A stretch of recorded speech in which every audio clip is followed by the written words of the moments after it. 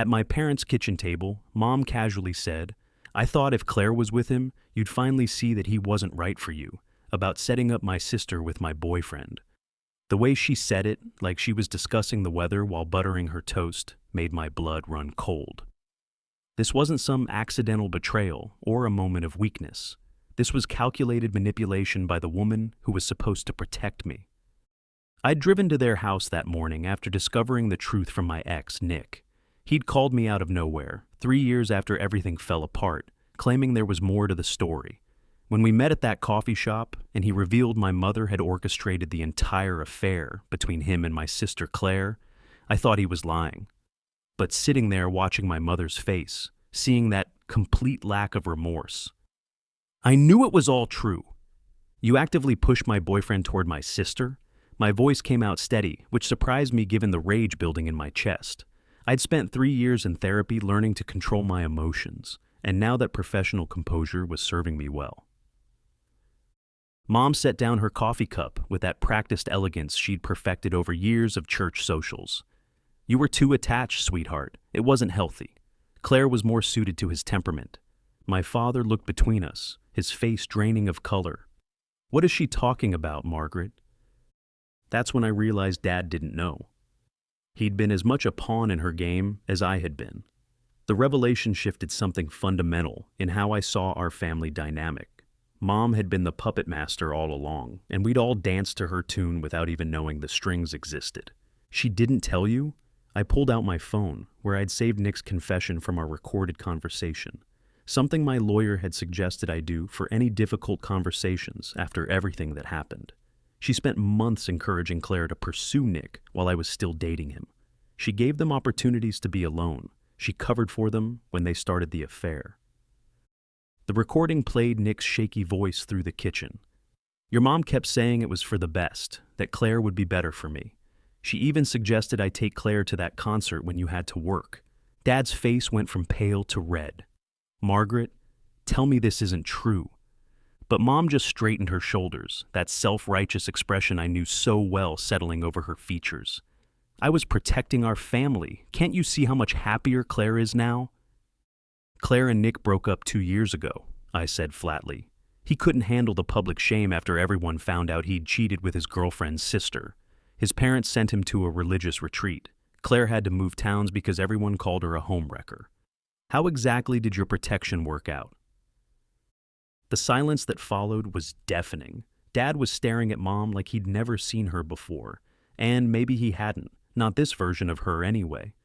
What Mom didn't know was that I wasn't the same broken 19-year-old who'd attempted suicide after discovering the affair. The girl who'd swallowed those pills 3 years ago, who'd written that desperate note on Tumblr that my best friend Sam later shared with the world. That girl was gone. In her place stood someone who'd rebuilt herself from the ground up. Someone who'd turned pain into power. "I need to tell you both something," I said, pulling out the chair across from them. "But first, let me explain what's happened since you destroyed my life." After my suicide attempt and the viral post that followed, I'd moved in with my grandparents. They didn't just give me shelter, they gave me opportunity. Grandpa had connections in the tech industry from his years as an engineer, and he'd helped me get an entry-level position at a software company while I finished my degree online. What started as data entry had evolved into something much more. "I'm a senior analyst now at Nexus Technologies," I continued, watching their faces change. "I make $95,000 a year, plus bonuses. I bought a house last year. Nothing fancy, but it's mine. I have a team of 4 people under me, and I'm being groomed for management." Mom's expression flickered. She had always assumed I'd struggle without family support, that I'd come crawling back eventually. Dad just looked stunned. "But that's not why I'm here," I said. "I'm here because of what I discovered last week when I was updating our company's vendor database." I pulled out a folder I'd brought with me, laying it on the table. "Dad, your construction company has been our facilities maintenance vendor for 3 years. It's a contract worth $400,000 annually." His face went white. He knew where this was going. "The contract is up for renewal next month," I continued. "And as senior analyst, I'm part of the committee that reviews vendor performance and makes recommendations.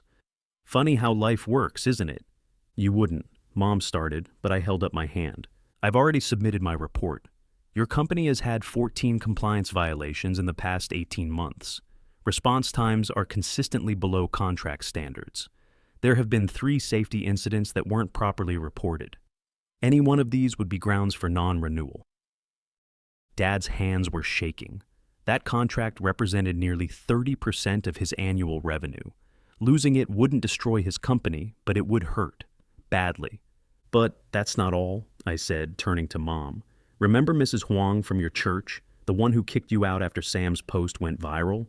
She's on the board of directors for the Whitfield Foundation, where you've been trying to get that program coordinator position for the past year. Mom's face went pale. That position had been her dream job. Coordinating charitable programs, the perfect blend of her organizational skills and her need to appear benevolent.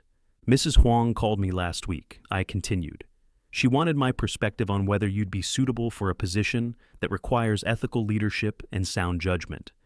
I told her the truth about everything. The kitchen was silent except for the ticking of the grandfather clock Mom had inherited from her mother. The same clock that had witnessed so many family moments, now marking the seconds of this family's final unraveling. You're destroying us out of spite, Mom whispered. Number 1, I said, standing up. You destroyed us out of arrogance. You thought you could play God with my life, that you knew better than me who I should love, how I should live. You watched me nearly die from the pain you caused, and you still think you were right. I gathered my things, preparing to leave, but I had one more card to play. Oh, and Claire called me last month, I said, watching Mom's head snap up. She wanted to reconcile, said she's been in therapy, working through everything. Her therapist helped her realize something interesting. That you'd been manipulating her since childhood, playing us against each other, using her as your golden child while undermining me. She's starting to see the pattern. Mom's mouth opened and closed like a fish out of water. She's not ready to cut you off completely, I continued, but she's setting boundaries, moving further away, limiting contact. Funny how, when you manipulate people to get what you want, you end up losing everything that matters. Dad finally spoke, his voice rough. Get out. I looked at him, surprised. What? Not you, he said, turning to Mom. Her. Get out, Margaret. Go stay with your sister. I need time to think about whether this marriage is worth saving. Mom's composure finally cracked. You can't be serious. I'm your wife. I was trying to protect our family. You destroyed our family, Dad said quietly. You cost me my daughter. You nearly cost me my business. And you did it all behind my back while smiling at church and pretending to be the perfect mother. I left them there, arguing in the kitchen where this confrontation had started. As I drove away, I felt something I hadn't expected. Not satisfaction, not revenge, but simple clarity. The weight I'd carried for 3 years was finally lifting. My phone buzzed with a text from Sam. How did it go? It's done, I texted back. All of it. The next few weeks were a whirlwind. Dad's contract with Nexus Technologies wasn't renewed. The committee's decision was unanimous based on the performance data I'd presented. His company scrambled to make up the lost revenue, and I heard through professional contacts that he had to lay off 6 employees. Mom didn't get the position at the Whitfield Foundation. Mrs. Huang made sure the entire board knew about Mom's lack of moral character. The rejection letter was apparently quite detailed about why she was unsuitable for any position involving ethical oversight. Their marriage imploded spectacularly. Dad filed for divorce after discovering Mom had been hiding other manipulations throughout their 28 years together. She'd been controlling finances, sabotaging his relationships with his own siblings, and had even interfered in his business dealings when she thought certain clients weren't appropriate for their social standing. The divorce got ugly. Mom tried to claim she'd been instrumental in building Dad's business, but forensic accounting revealed she'd actually cost him several major contracts over the years through her interference. She ended up with far less than she'd expected in the settlement. Claire reached out to me during this time, not to reconcile exactly, but to share information. She'd been doing her own investigation, going through old emails and messages, and had discovered the extent of Mom's manipulation. Apparently, Mom had been planting seeds about Nick in Claire's mind for months before the affair, suggesting that I didn't appreciate him, that he'd be happier with someone more mature. I'm not excusing what I did, Claire said during our one phone conversation. I made my choices, but I need you to know that she orchestrated every step. She even suggested I wear your perfume so the transition would be easier for him. The detail made me physically ill. The level of calculation, the deliberate psychological manipulation. It was sociopathic. Claire was building her own life now, far from our parents. She'd become a teacher, working in an elementary school 3 states away. She'd had therapy, lots of it, and was slowly untangling the web of manipulation she'd grown up in. We weren't sisters anymore, not really, but we were both survivors of the same toxic environment. Nick had reached out once more after everything exploded.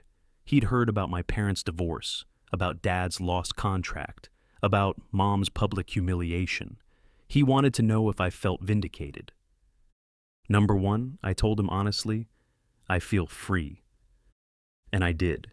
For the first time in my life, I was completely free from my family's influence, their expectations, their manipulations. My success was my own. My choices were my own. My life was my own. My grandparents were my only real family now. They'd stood by me when everyone else had failed me, and they continued to be my foundation. Grandpa was proud of how I'd handled everything, though he warned me about letting revenge consume me. You've made your point, he said over dinner one night. They know what they lost. Don't let their mistakes define your future. He was right, of course. I'd spent 3 years rebuilding, and I wasn't about to let them pull me back into their dysfunction. The committee decision about Dad's contract had been based on legitimate performance issues.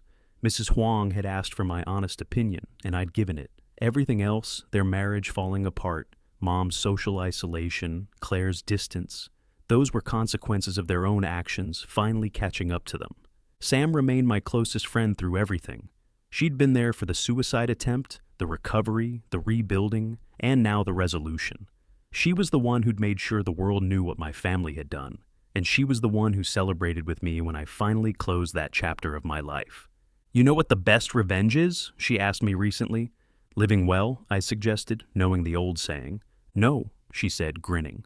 Living authentically, being exactly who you are, without apology, without their influence, without their approval. That's what really kills them, knowing they have no power over you anymore. She was right. Every success I achieved, every milestone I reached, every happy moment I posted on social media, it was all proof that I didn't need them, that I'd never needed them, that their manipulation and betrayal had ultimately freed me to become someone stronger than they'd ever allowed me to be. The last I heard, Mom was living with her sister in a small apartment, working as a receptionist at a dental office. Her dreams of being a program coordinator, of being seen as a pillar of the community, were dead. She'd tried reaching out through various relatives, but I'd made it clear that any flying monkeys would be cut off too. Dad was rebuilding his business, slowly and painfully. He'd sent a few emails apologizing for not protecting me, for not seeing what was happening. I hadn't responded. His ignorance might not have been malicious, but it had been negligent. A father should know when his daughter is being systematically destroyed by her own mother. Claire sent a Christmas card last year. Just a simple card with thinking of you written inside. No return address. I didn't throw it away, but I didn't respond either. Some bridges once burned can't be rebuilt. They just become reminders of why we had to light the match in the first place. As for Nick, he disappeared completely after our last conversation. I heard through mutual acquaintances that he'd moved across the country, started over in a place where nobody knew his history. Good for him, I supposed. We all deserved a chance to escape our past mistakes. But here's the thing about escape. It only works if you actually learn from what you're running from. Mom never learned. She still maintains she was trying to protect the family. Dad learned too late. Claire learned, but at too high a cost. Nick learned, but only after losing everything. I learned early enough to save myself.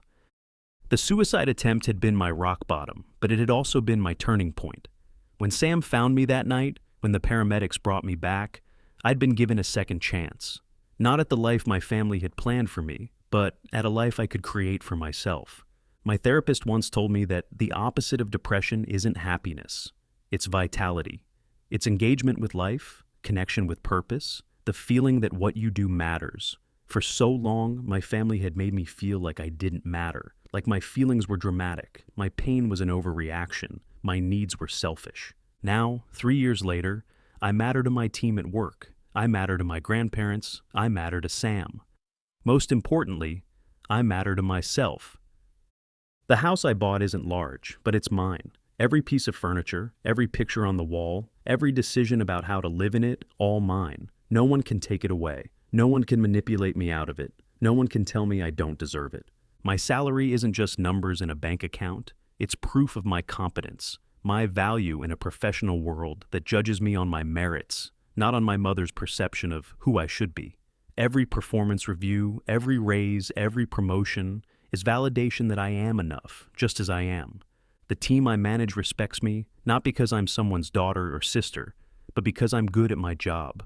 I solve problems. I meet deadlines. I mentor junior analysts. I contribute to something larger than myself, and I do it on my own terms. This is what my family never understood. They thought they were my whole world, that without them, I'd be nothing. But they were actually the cage keeping me from flying. Their betrayal had felt like death at the time, but it had actually been a violent birth into a life that was truly mine. Sometimes I wonder what would have happened if I'd never found Nick and Claire together that Christmas. Would I have married him? Would Mom have found other ways to sabotage us? Would I have spent years in a manipulated relationship, never knowing the truth? The thought chills me. That version of me, naive, trusting, dependent on family approval, she would have been slowly destroyed anyway. Maybe not as dramatically, but just as thoroughly. Mom would have continued her manipulations. Claire would have remained the golden child. Dad would have stayed oblivious. And I would have shrunk myself smaller and smaller, trying to fit into the space they allowed me. Instead, their betrayal had been so absolute, so undeniable, that it forced me to break free completely. There was no gradual drift, no slow realization, no chance for them to adjust their tactics. It was a clean break, violent and painful, but ultimately liberating. My therapist calls it post-traumatic growth, the phenomenon where some people don't just recover from trauma, but actually become stronger, more capable, more authentically themselves. It doesn't happen for everyone. It requires the right support, the right mindset, the right opportunities. I was lucky to have all three. My grandparents gave me support when my parents wouldn't. Sam gave me fierce loyalty when my sister betrayed me. My job gave me purpose when I felt worthless. Therapy gave me tools when I only had pain. Together, they helped me transform the worst thing that ever happened to me into the foundation for the best life I could have imagined. I'm dating someone now. His name is Marcus, and he's nothing like Nick. He's quiet where Nick was charming, steady where Nick was exciting, honest where Nick was, well, wasn't. He knows my whole story. I told him on our third date, figuring if it scared him off, better to know early. He didn't run, he listened. Then he said, "They're idiots for losing you." Simple, direct. No drama, no grand gestures, just steady acceptance. He's met my grandparents who adore him. He's met Sam, who gave him the hurt her, and I'll destroy you speech that made him laugh and promise he wouldn't. He's never met my family, and he never will. We're taking things slow. I'm not that 19-year-old girl who thought her first love would last forever. I'm someone who knows that love can be weaponized, that family can be toxic, that trust must be earned and can be lost. But I'm also someone who knows that real love exists. I see it in how my grandparents still hold hands after 50 years, in how Sam dropped everything to save my life, in how Marcus texts me, "Good morning," every single day without fail. The difference is that now I know what love isn't. It isn't manipulation disguised as concern. It isn't betrayal justified as for your own good. It isn't expecting someone to forgive the unforgivable because family is family. It isn't choosing one child over another and calling it protection. Real love is my grandfather teaching me to negotiate my salary. It's my grandmother making my favorite soup when I visit. It's Sam sharing that Tumblr post to make sure the world knew what they did to me. It's Marcus remembering that I hate cilantro and checking every restaurant menu before we go out. It's my team at work throwing me a surprise party when I got promoted. It's all the small, consistent acts of care from people who choose to be in my life, not because they have to, but because they want to. My mother thought she was protecting the family by destroying me. Instead, she destroyed the family by revealing what it really was, a hierarchy where my feelings didn't matter, where my pain was an inconvenience, where my sister's happiness was worth more than my life. But in destroying that family, she accidentally freed me to build a better one, a chosen family, a real family, one where love isn't conditional on compliance, where support doesn't come with strings attached, where betrayal isn't justified with good intentions. The last time I saw my reflection in a mirror, really looked at myself, I saw someone I didn't recognize from 3 years ago. Not just physically, though I'm healthier now, stronger. But in my eyes, there's a confidence that wasn't there before, a knowledge that I survived the worst thing I could imagine and came out better for it. I am not grateful for what they did to me. I wouldn't wish that pain on anyone. But I am grateful for who I became because of it. They thought they were breaking me, but they were actually forging me into someone unbreakable. And that's the ultimate irony, isn't it? In trying to control my life, they lost all control over it. In trying to protect the family, they destroyed it. In trying to choose who I should love, they ensured I would never choose them. My story went viral 3 years ago as a tragedy. If it went viral again today, it would be as a triumph. Not because I got revenge, though the consequences they faced were satisfying, but because I got something better than revenge. I got a life worth living. And I got it entirely without them.